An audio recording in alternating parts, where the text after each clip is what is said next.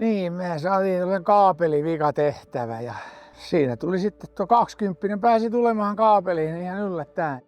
Ensimmäisenä mitattiin kaapelin eristysvastus tietysti ja kaapeli oli molemmista päistä maadotettu. Mulla oli kulmapistokepääte ja siitä oli irrotettu kartiot ja mä laitoin eristysvastusmittarin ykkösvaiheeseen kiinni.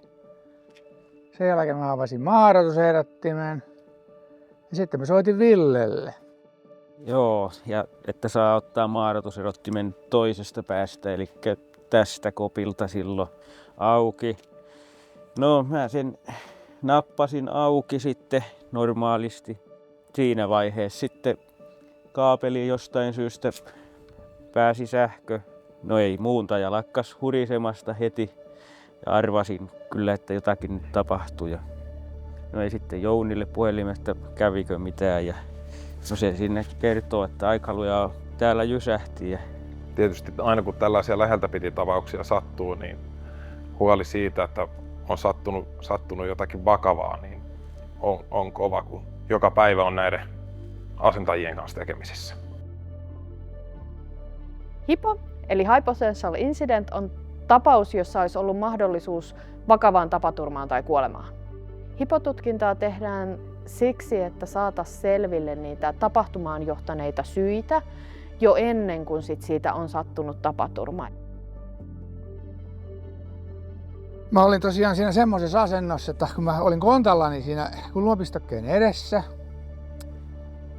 mittari oli jalkojen tai polvien välissä ja siitä mittajohtimet oli ykkösvaiheeseen kiinni. Kun mä sen maadotuserottimen olin avannut, mä soitin Villelle ja se sähkö tuli ja sitten se räjähti ja mä lensin sitä taaksepäin. Siitä mä nousin ylös ja katsoin, että mittari oli ajalla ja tajusin heti, että 20 sinne tuli. No, sitten Villekin pian soitti, että mitä tapahtuu. Se muutama tunti korvat soi. Mä olin niin lähellä siinä, kun mun pää ei ollut varmaan kuin joku tuo lähellä siitä. Enemmän ne oli ne vammat siellä henkisellä puolella, että kun ei nukuttua saanut ensimmäisenä yönä, mutta kyllä nekin meni ohitte, että kyllä tästä nyt on toivottu kuitenkin. HIPO-tutkinta etenee samalla tavalla kuin tapaturmien tutkinta, eli ensiksi tullaan paikan päälle ja haastatellaan tapahtuman kokeneita henkilöitä, mietitään juurisyitä ja pohditaan korjaavia toimenpiteitä yhdessä. HIPO-tutkinnan kautta se vakavien läheltä piti tilanteiden tutkinta saadaan sellaiselle tasolle, että ne toimenpiteet on oikeasti vaikuttavat ja että ne toimenpiteet tullaan toteuttaa loppuun saakka. Tällaisten läheltä piti tilanteiden HIPO-tutkinta on tärkeää, että vaikka ei ole sattunut henkilövahinkoja, niin selvitetään tarkasti, mikä tällaiseen tilanteeseen on johtanut, jotta se pystyttäisiin ennaltaehkäisemään sitten jatkossa.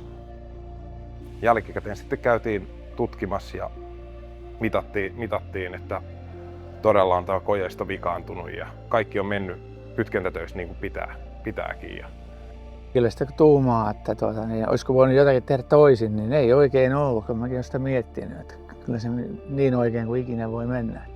kyllä se tosi jonkun aikaa mietitytti se tapahtuma, että siinä olisi voinut käydä todella huonosti.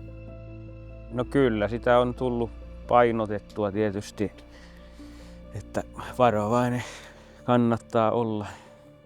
Joo, ja kyllä se on hyvä, että siitä on puhuttu tästäkin, että jos joillekin muillekin olisi tästä hyötyä tästä tapauksesta, että joku oppisi jotakin, ei kävisi toista kertaa tällaista.